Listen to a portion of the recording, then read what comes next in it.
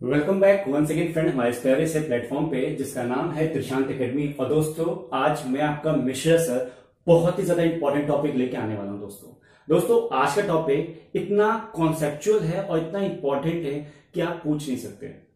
दोस्तों आज के टॉपिक का नाम है आर्किमिडीज प्रिंसिपल। हालांकि प्रीवियस 2 ईयर से ये टॉपिक एक्सट्रैक्ट था, कटा हुआ था सीबीएसई के सिलेबस से, लेकिन इस साल सीबीएसई ने जैसे कोविड हटा उन्होंने क्या किया, इन दोनों टॉपिक को thrust and pressure and Archimedes principal, ये दोनों टॉपिक को इंक्लूड कर दिया आपके ग्रेविटेशन चैप्टर के अंदर।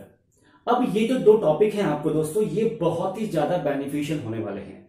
दोस्तों ये आपके रेफरेंस मतलब इन द सेंस मतलब कि जो भी आप कॉम्पिटिटिव एग्जाम देंगे वहां के लिए बहुत ज्यादा इंपॉर्टेंट है, साथ ही साथ आपके एकेडमिक्स के लिए भी बहुत ज्यादा इंपॉर्टेंट है।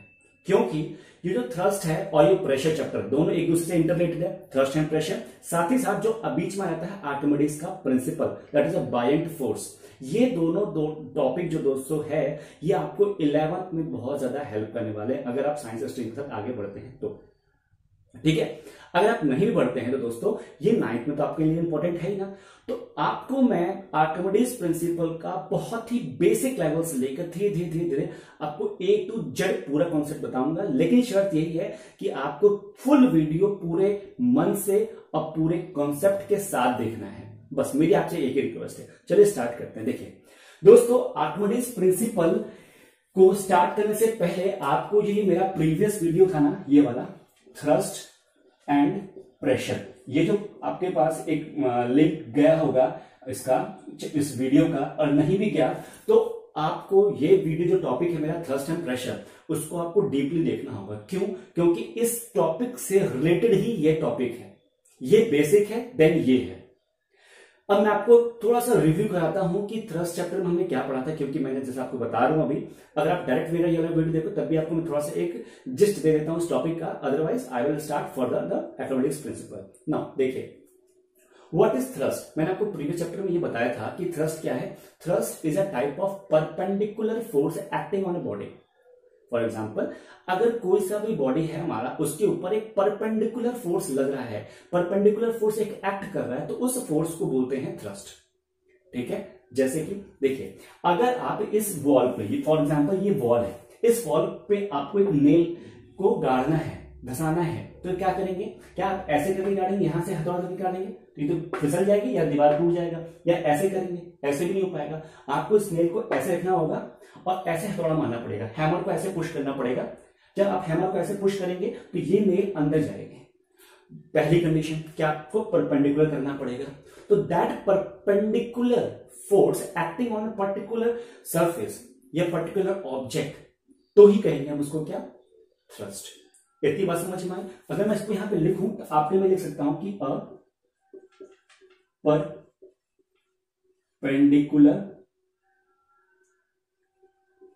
Perpendicular force acting on a surface of object. यहां तक बात समझ में आ गई? ठीक है, अब आपके लिए इसके लिए बहुत सारे एग्जाम्पल आपके पास हैं। फॉर एग्जाम्पल कैसे, अगर मेरे को सिरिंज लगानी है या मेरे को एक पिन लगानी, सॉफ्ट बोर्ड आपके क्लास में होगा ना, सॉफ्ट बोर्ड जो पीछे आप डेकोरेट करते हो अपने क्लास के पीछे, तो वहां पे एक पिन होती है, सॉफ्ट बोर्ड पिन। आप जब पिन को अंदर प्रेस करते हो, उसमें लगाते हो पेपर के ऊपर, कैसे करते हो? क्या तिरछा लगाते हो? नहीं, आप सीधे लगाते हो, स्ट्रेट लगाते हो, सीधे। अगर आप सीधे नहीं लगाओगे तो क्या होगा, वो उतना इफेक्टिवली उससे ज्वाइंट नहीं होगा। जब आप सीधे लगाते हो तो वो परपेंडिकुलर होता है। परपेंडिकुलर इन द सेंस वो पूरा का पूरा फोर्स उसके ऊपर एक्ट करता है। ये बात हो गई आपके थ्रस्ट की। And what is a pressure? Pressure क्या होता है?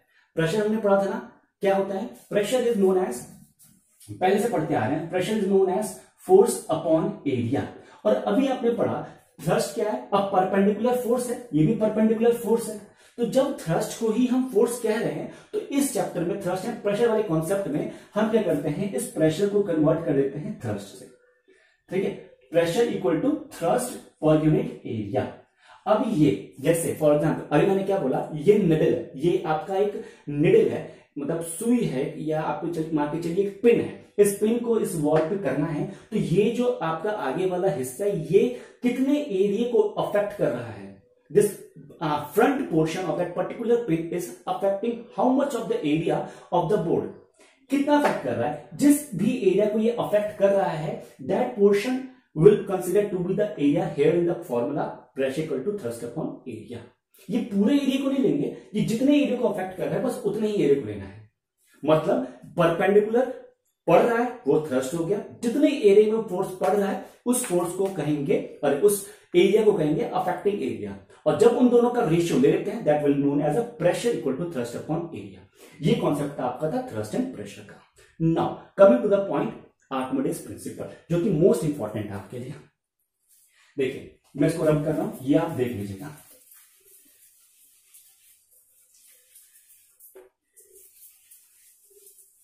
ना मैं आपके लिए पहले स्टेटमेंट लिख रहा हूं, what is the Archimedes principal. देखिए ध्यान से देखिए, इट स्टेट दैट, क्या स्टेट करता है आर्किमिडीज कि इफ अ ऑब्जेक्ट फुली और partially submerged in fluid, then weight in water, water displaced by object is equal to weight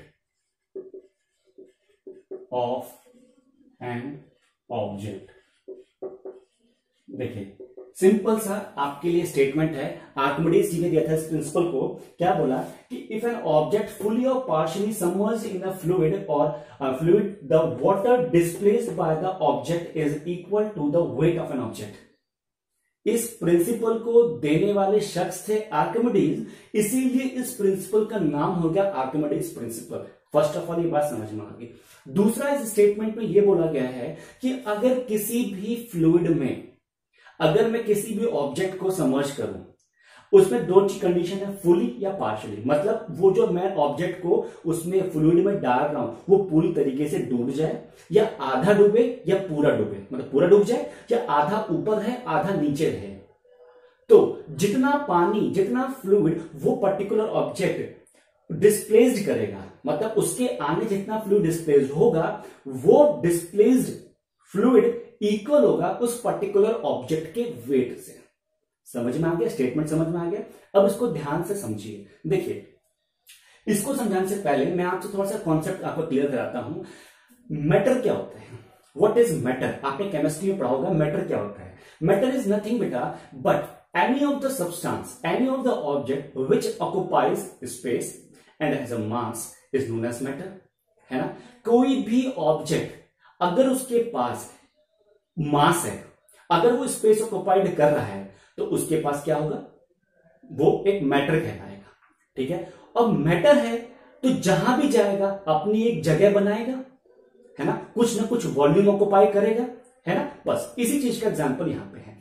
अब इस आर्किमिडीज प्रिंसिपल को समझने के लिए मैं आपके सामने छोटा सा एक वो कर रहा हूं, छोटा सा एक एक्सपेरिमेंट कर रहा हूं, छोटी सी एक चीज हम डिस्कस कर रहे हैं. तो फटाफट आप इसको एक क्लिक कर लीजिए, स्नैपशॉट, और आगे मेरे साथ पढ़िए.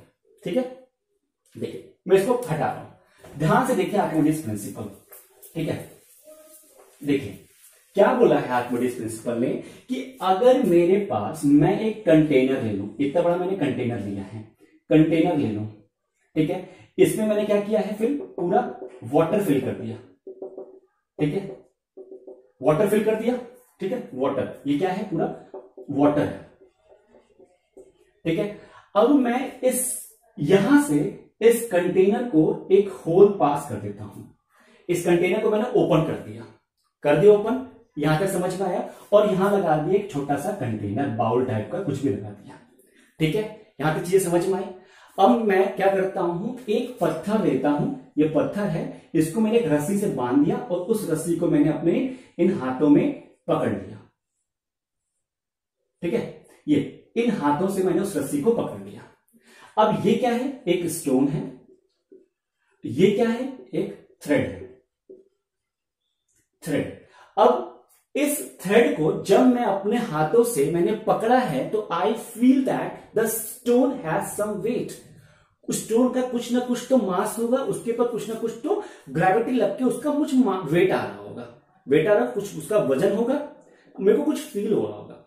Now when this stone is dip into the particular water, given water, जब इस स्टोन को हमने गिवन वाटर में डिप किया तो you feel that it was scientifically proven, और आपने भी कभी ना कभी अनुभव किया है कि when this particular stone was dip in the water, that stone, we feel that this stone has a less weight. इस स्टोन के ऊपर एक लेस वजन हो रहा है, अब उसका वजन हमको हल्का लग रहा है। क्यों? क्योंकि ये जो स्टोन है इस पूरे वाटर में फुली सबमर्ज्ड है, सबमर्ज्ड है, पूरा डूब गया है, ठीक है। तो अब इसके वजन के ऊपर क्या हावी हुआ, ऐसा क्या हुआ जो इसका वेट कम कर दिया? तो इसके वेट को कम करने वाला एक ही कारण था, वो था दोस्तों, उसको कहते हैं बायोंट फोर्स। क्या बोलते हैं उसको? बायोंट फोर्स। क्या बोलते हैं? BOUYANT,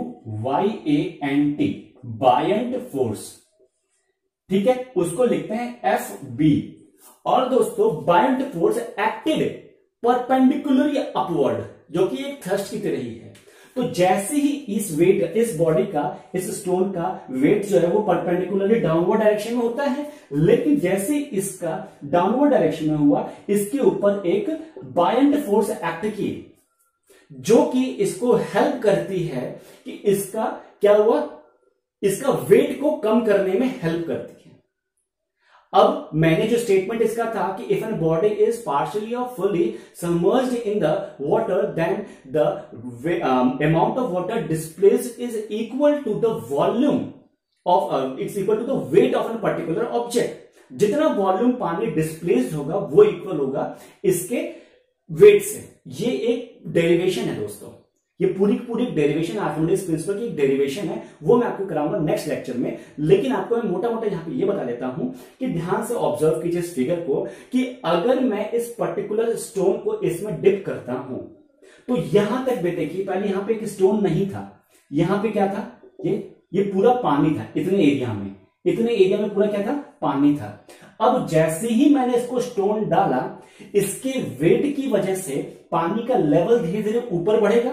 जैसे ही लेवल ऊपर बढ़ा, इस पोर्शन से ये पानी नीचे डिप होगा और यहां भरता जाएगा इस पोर्शन से, है ना। और ये तब तक भरेगा जब तक ये हम उसको रोक नहीं देते और उसके वेट के अकॉर्डिंग पानी डिस्प्लेस नहीं हो जाता। और बाद में आप ये अज्यूम करेंगे कि जितना इसका वेट था वो उतना ही पानी को उसने डिस्प्लेस किया। समझ में आ रहा है? और इसके वेट को मेजर कैसे करेंगे? By the help of spring balance, जो कि मैं आपको नेक्स्ट लेक्चर में बताऊंगा।